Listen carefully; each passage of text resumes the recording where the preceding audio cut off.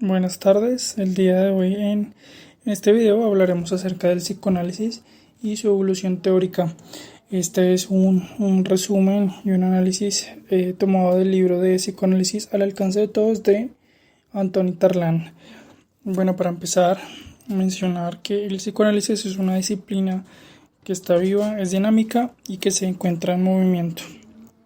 Como lo explica el mismo Anthony Tarlan, no todo está en Freud y no es obra de un solo hombre, el psicoanálisis. Bueno, para empezar entonces hablaremos de la teoría de las relaciones objetales. Es una teoría kleiniana en la que Klein inicialmente establece que los niños llegan al mundo con un yo precario. Es decir, viene cargada de ciertas características como el temperamento, características que mediarán la relación con los demás. Es a partir de este temperamento, de esta característica, y en función de los cuidados que reciba de sus padres, que el niño iniciaría entonces un doble proceso. Este doble proceso que inicia desde el yo precario nos habla de la introyección y la proyección. Hablamos de introyección por la integración de las figuras más importantes para él de sus objetos externos, es decir, la comunicación con los demás, su relación con los demás se da a través de objetos. En este caso su madre será un objeto y su padre también. La proyección, por su lado, nos habla de los impulsos y las percepciones. Inicia entonces con la construcción de objetos internos que además determina el psiquismo del sujeto. Esta proyección es el resultado de la interacción del sujeto con las figuras personales y los estímulos más representativos de su entorno, como en este caso su madre, que sería la principal figura o objeto con la que el niño o el bebé tendría esa primera relación. Es relevante mencionar entonces que Klein reemplaza las etapas del desarrollo de Freud, que las etapas del desarrollo, para recordarlas, son la etapa anal, la etapa fálica. Estas etapas las reemplaza por posiciones. Nos habla entonces de posiciones del desarrollo. Estas ya no son sucesos que, como nos mencionaba Freud, que se van dando en el desarrollo de la niñez, sino que son posiciones en las que puede oscilar el niño a través del desarrollo. La primera sería la esquizoparanoide. Recordemos esquizo como una fragmentación o una separación, y paranoide como una paranoia o un síntoma de persecución. En esta medida, esta primera posición, el niño se siente perseguido y atacado cuando experimenta frustración y no comprende la causalidad de los eventos que vive. Por otro lado, entonces, encontraremos la posición de carácter depresivo. Será aquella en la que el niño comprende que el niño ya está en una situación un poco más grande y comprende que su madre, por ejemplo, es la que puede complacerlo y frustrarlo al mismo tiempo. Y además entiende que los objetos ya no serían parciales, sino que serían objetos totales. Hablamos de objetos parciales porque en esa primera relación que encuentra con su madre, el objeto principal será el pecho. Y ya en la medida de su desarrollo entenderá entonces que el objeto del pecho hace parte de su madre y por eso mismo puede complacerlo y frustrarlo. Ahora bien, continuamos entonces con el grupo de los independientes, o como Tarlan los describiría, los libres pensadores. Por su lado, entonces, encontramos a Feyerabend como un precursor del psicoanálisis relacional, que postula que el bebé se acerca al objeto no para descargar una pulsión, sino por la necesidad del mismo. Ya vimos entonces que el objeto es con lo que se suele relacionar el infante o el sujeto en sus primeros años de vida, y en este caso pues su madre, ¿no? Se acercaría al objeto, es decir, a su madre o al pecho, por la necesidad de alimentarse. También en este grupo de independientes hablaremos entonces de Winnicott. Él da varias ideas un poco actuales, nos podrían parecer, respecto a cómo concibe la crianza y cómo esta afecta a los niños. Winnicott establece entonces que la crianza debería estar enmarcada en el amor y en el sentido común de la madre, y le da una gran importancia al ambiente en el que se cría un niño, ya que acusa las fallas que éstas puedan tener en las causantes de trastornos mentales. Winnicott menciona que el niño si se siente bien cuidado, logrará logrará integrar los estímulos del exterior y una idea de sí mismo de un modo armonioso.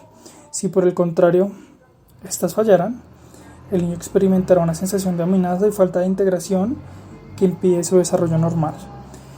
Como lo mencioné, esta idea general de la crianza nos podría parecer muy actual respecto a cómo nuestras familias conciben la idea de la crianza de un hijo, ¿no? Enmarcadas en la generalidad, puedo decirlo, en el amor y en el sentido común de una madre que está responsable casi siempre de las necesidades de su hijo. Winnicott establece entonces que desde una mirada de una madre suficientemente buena o saludable, que está guiada por la intuición y el cuidado de su hijo, encontrará entonces una preocupación materna primaria. Esta idea de la preocupación materna primaria guiará el desarrollo correcto de las capacidades del bebé y la capacidad de relacionarse del sujeto con los demás.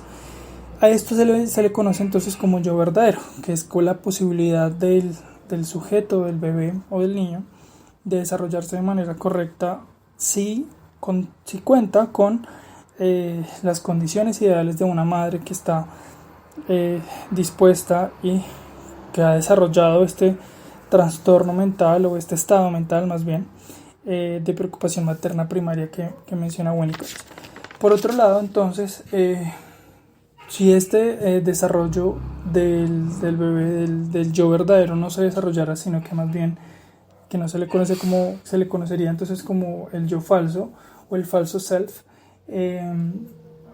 estaría caracterizado por un niño que no asume sus propias identidades, sino que fabrica una artificial. Se caracterizaría por mostrar una apariencia de fortaleza o de autonomía que no es real y que funciona más como un escudo para esconder el miedo o el temor. Tarlan en la lectura menciona a algunos dirigentes políticos muy importantes que cree, de acuerdo a esta teoría, presentarían este tipo de característica de un falso self y que darían cuenta entonces de esa falsa característica de apariencia de autoridad, pero que en realidad esconderían detrás de esta apariencia un gran temor. Avanzando en la evolución teórica del psicoanálisis, nos encontramos con los autores de la psicología del yo, la identidad y del self.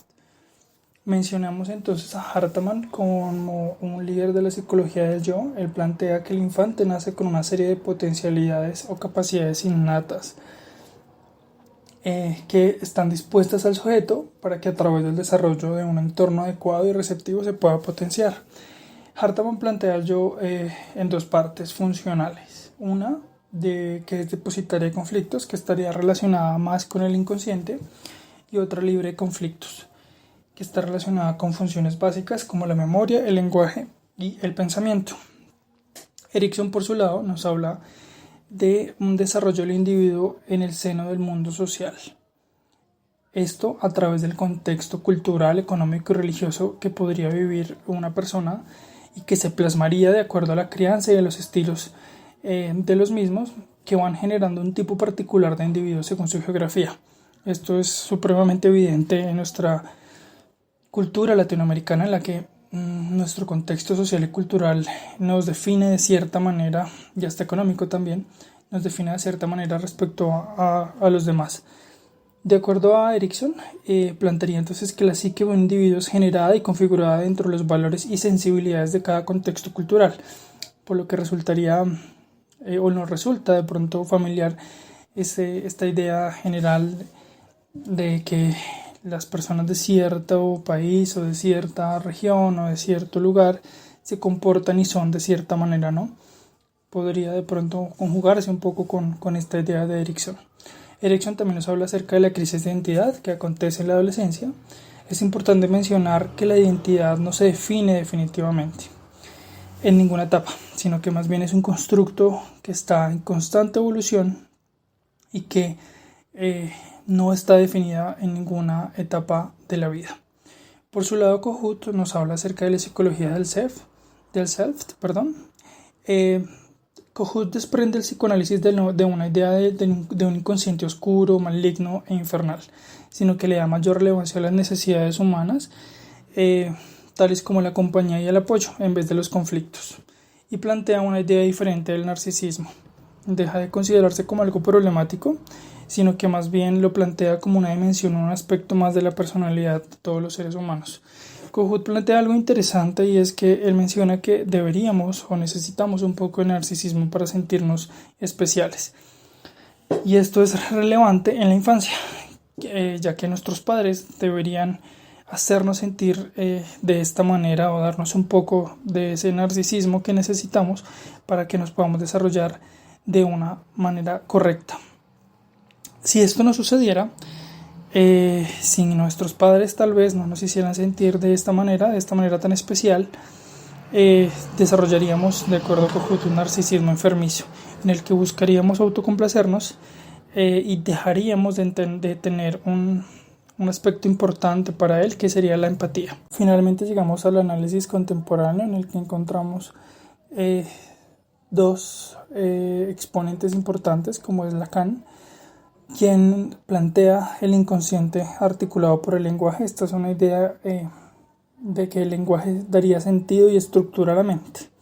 Por otro lado, Lacan nos habla acerca de las organizaciones de la mente en categorías, en tres categorías principalmente: la real, acerca del mundo exterior; la simbólica, que sería el registro del lenguaje, las leyes y los códigos, como también el Edipo y la formación del superyo; y un imaginario, las fantasías, los sueños y las ensoñaciones. Por su lado, también encontramos el intersubjetivismo, que da tres cambios en la visión moderna del psicoanálisis. Estos cambios se dan en la forma en la que se concibe el psicoanálisis ahora, y es un fundamento explicativo del desarrollo de la patología. Ya no son las pulsiones o los instintos, sino que ahora son las relaciones interpersonales el motor de la vida psíquica.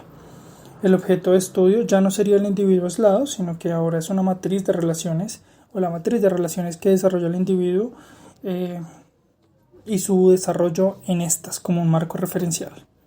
Y por último, el terapeuta ya no sería alguien neutral que se limita a interpretar y a explicar, sino que por su lado es un observador que influye en el curso del tratamiento.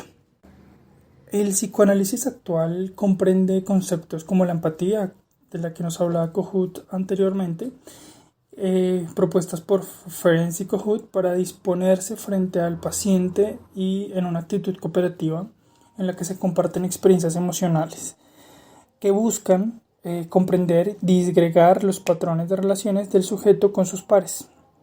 Un cambio sustancial, como ya se ha mencionado, es que las dificultades del paciente ya no son vistas como conflictos intrapsíquicos que están reservados a deseos o pulsiones oscuras, sino que por el contrario están reservadas a necesidades emocionales insatisfechas. Lo que pudiera ser una conducta anómala o patología sería entonces, desde esta nueva perspectiva, una forma en la que el sujeto explica y da cohesión a sí mismo. La función del analista sería entonces brindar seguridad y unión al paciente. Esto lo hace a través de la comprensión de la conducta del terapeuta, buscando ofrecer un modelo de relación diferente al que ha experimentado el sujeto en sus relaciones anteriores. De esta manera, pues finalizamos este recorrido de la evolución teórica del psicoanálisis, y pues me queda más que agradecerles por escucharme.